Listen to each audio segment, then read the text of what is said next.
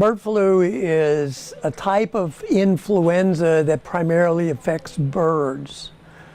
More recently, it's spread to livestock, pigs, cows, but so far has not spread to humans. And what might be the level of risk for the general population, if any?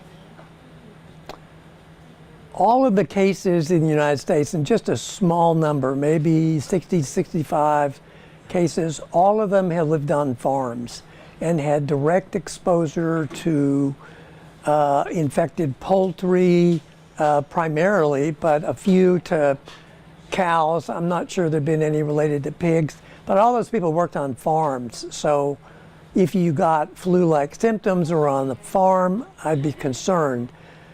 But if you don't have that kind of contact, and we know there's no human contact so far, then your risk is really small. And I know you mentioned earlier that we live in East Texas where there are a lot of livestock and farms. Can you talk a little bit about that?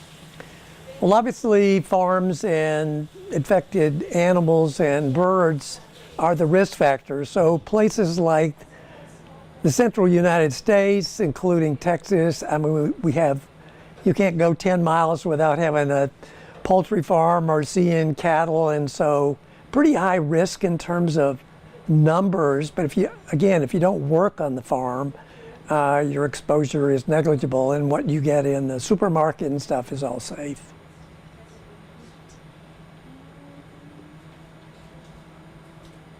How about, is there a treatment for bird flu? I guess what protective measures should individuals take, and if there's a treatment for that?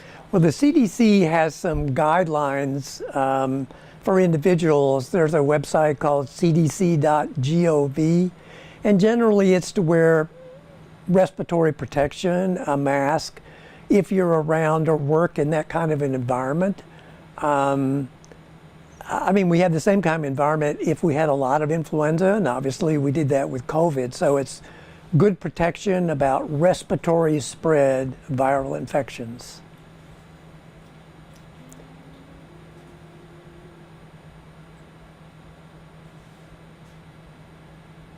So how might this outbreak that we're kind of seeing right now affect food supplies like eggs and poultry? I know you mentioned earlier kind of the difference between certain types of chickens and where they're raised. Can you talk a little bit about that as well?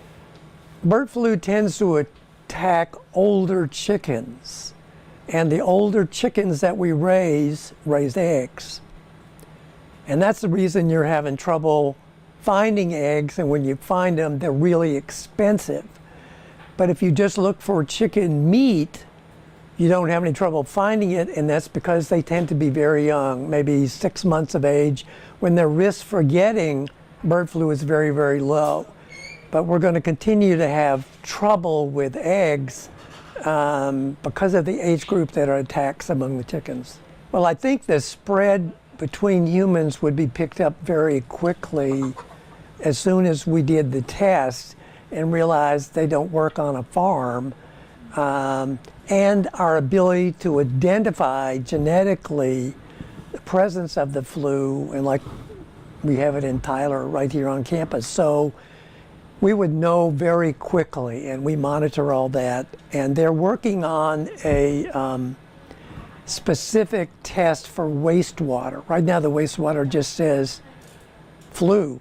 It doesn't tell us what kind of flu. So having a specific test that would tell us it's bird flu is on the way, and we would like to think it'll be available nationally and would be available here when it, but they're still working on it. And in terms, I guess we talked about food products where people be aware about, like eggs, chicken. Can you talk a little bit about that too? Well,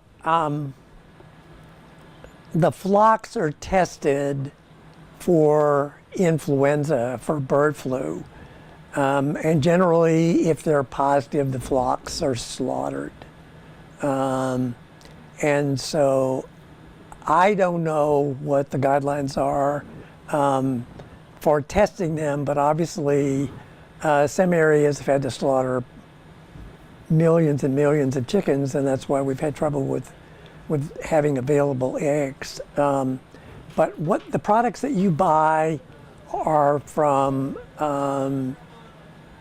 bird flu free flocks of chickens, and you risk, and because we cook them and we don't eat them, I mean, they recommend that you make your eggs hard and cook your meat, and so you risk, it's all inactivated by standard cooking procedures. Although it's generic, meaning the cheaper varieties are available, you still need a doctor's prescription, but you can get it in almost any of the medical care facilities.